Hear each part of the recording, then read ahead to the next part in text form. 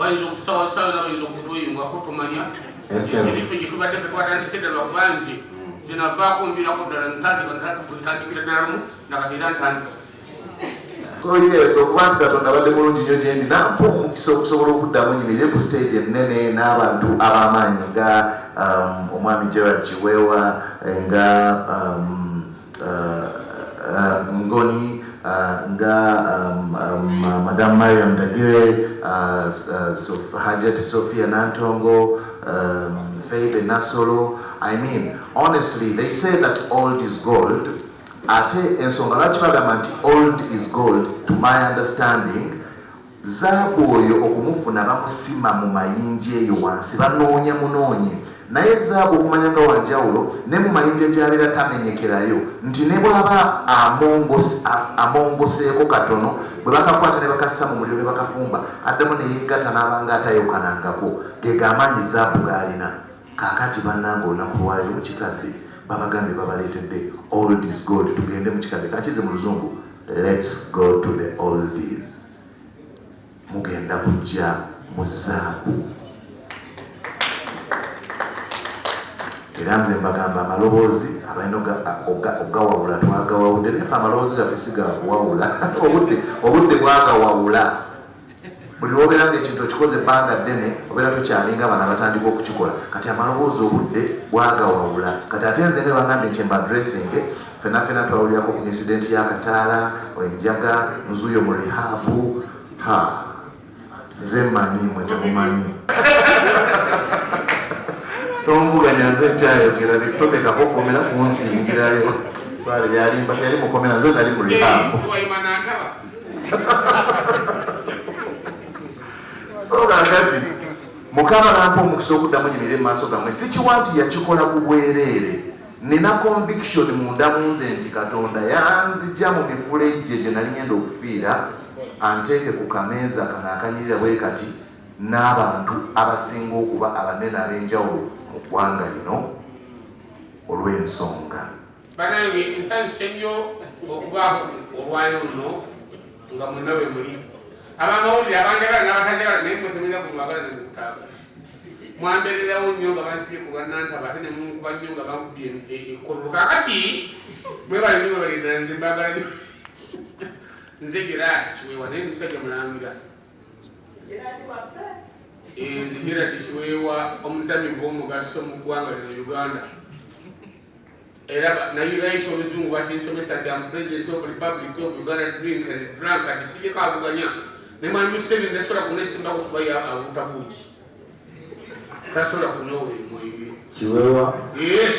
Kati bwekyo pulezidenti wa ggwanga n'endi wabaki? Wababiri.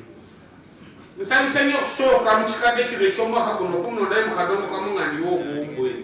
Kitegeeza ndi wamugaso. Mukube ku bugalo bw'amaanyi. N'abamawulire naye kamale ku kalyango okuvunaanyizibwa. Bwana batuli wano Bunairo. Kakati ng'ennaku z'omwezi 2 njagala abantu mwenna mujja n'obutambala bwa mirundi 2. Ak'okuseka manyi tewali wabeerawo maziga watabaminyira. Ye byonna bibaawo. Ak'okusemula amaziga ag'essanyu n'ag'okufeesa. Okufeesa tebakutwala. Nsanyuse nnyo olwaliro luno kubanga nze ebbanga lyonna bukyambaawo ffe waffe tuli balangira n'abambejja naye tetuyimbangako.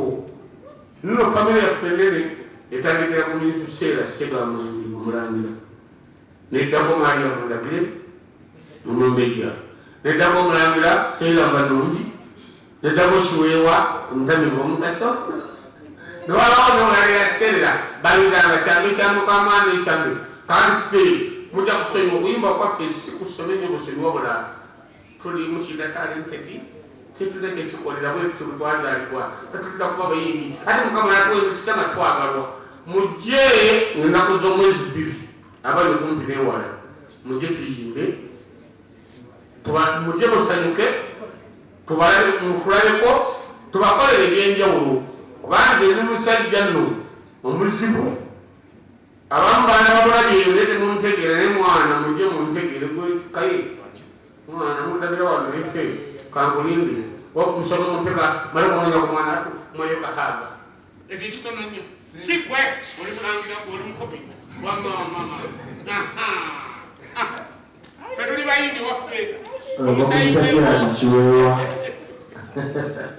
ngakati mbatagaza kayena wala kafuba kutunga kubugonzi kakati tugenda kuyimba ngemasiba matufu tubale mu practice tugogola nemiro bale mujje nebaza abateesedese ekintu kino bakidapitamuzo ebiruzi mukikulu enkalo bibiri zaki enduwa pisiri sagala kumanya tugende mu Kikadde batange mbasaba okubebaza ennyo musiime nti bwebali kunonda bakatongawo mu Uganda yonna nembanga ndiwo omwaka gumu omwaka gukumangaze omweti olambibwa nnyo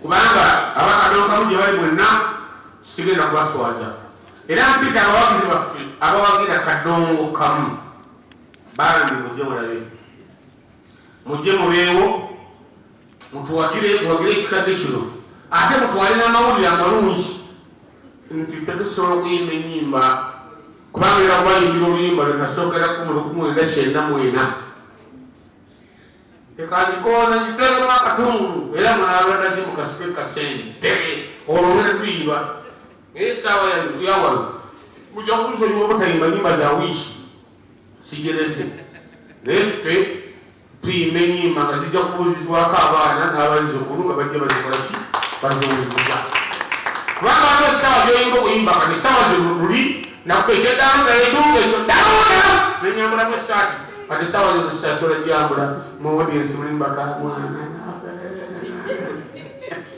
sikyasobola kukola ki kati sekogera kubakyama baganiryo mundadda ibanangiro kale mujje mulabe ennyimba ezisobola okuzimba abaana n'abazzukulu temugana kujja n'abantu bamwe wadde maama taata kojja zino ennyimba zetugenda okukuba mu Kikadde kya luno tezisosola mujje bangi abamawulire balaba waloggoolo era bajja kubeerawo nga bakajubi kiwe bamangudde saati anywedde muzibu era byonna bijja kubaawo naye mwe tubafaako mwe mujje abali ewala okumpi beewala mwenna mujje tusembere tunyumire Kikadde ky'omwaka guno 2023 bantadde yes fetuli bantadde fetuli balangira ekigambo ekyo ngiro kikozesa waliwo akapya kaija kuleeta ensiitaano ndowooza kekali kola myaka egiriddako mukama bwali bakyampadde obulamu banaye mangweko MTN twatwala abanambuluku mu 2022 nga 22 era service things wadde byonna paka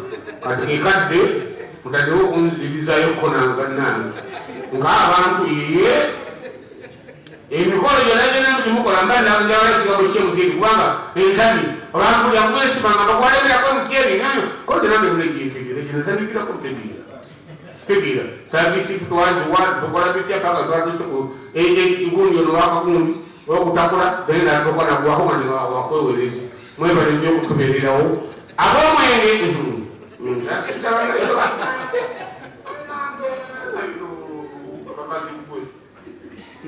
kawange kanayiro kwe nakwagidde emyaka lwaki mu Uganda nasinze ndi kubipande byo mwana kyokolo zino mpeze wasika ebbafu mpeze epipa nga musanvu esinagananefunayiro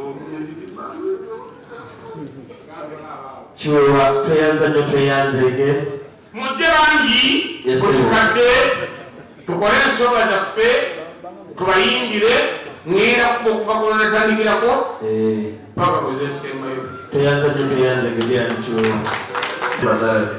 Saturday akawungeza olugendo okwagiza Serene Feko baati bina baati ekyo ekiriko kigenda kuvaako nga amaloboozi amasenekerevu nsanyusa okubanga genda kuyimba n'abantu abamanyi okuyimba kubanga line-up eno ejjudde abayimbi abainaddala so anasigala ekasimanyi we banaakunyumiza amaloboozi gano tegeetaaga kulabira mu TV getaaga oli wali oba appreciating. Twebaza nnyo abategesi ab'ekikadde. I was in the first edition and it was fantastic. Era Shube webale kunnona nate nzije nsanyukeko n'abawagizi bange. Ennyimba n'abawuzizza ku social media nyingi eruliwandeko eruliwa lisiti mpanvu nnyo simanyi oba tunaakeesa bukeesa naye buli kakunyumira ijja kayimba. Kyembasuubiza simanyi nnyo kwogera manyi nnyo kukola. Sigenda kumenya abasiponsers kuba bangi ne buli omu ataddemu. Mwebale nnyo Patrick, mwebale nnyo for the opportunity okutukyaza. Nsanyuse nnyo okulaba okubeera ku line up eno naye nga sinaba kugenda mu maaso. Njagala tuclarify oba beebuuza nti ngo netumanyi nti muli abantu babiri naye nga tulabako bwe twatuuka ffe ebyemiso gyenegirikuba nze nasigala mukona amaanyi era wendi ne Patrick naye yawonye naye tusalawo awumuze ku ddoboozi naye nga tubaddeyo era tugye tuli. Sanyusi nnyo okubeera line-up y'amaanyi. Kaye twale mwagala okukwatagana mu studio from them days. Simanyi bwaki ate nga tuli balubaza tulamukwala. Sanyusi okulaba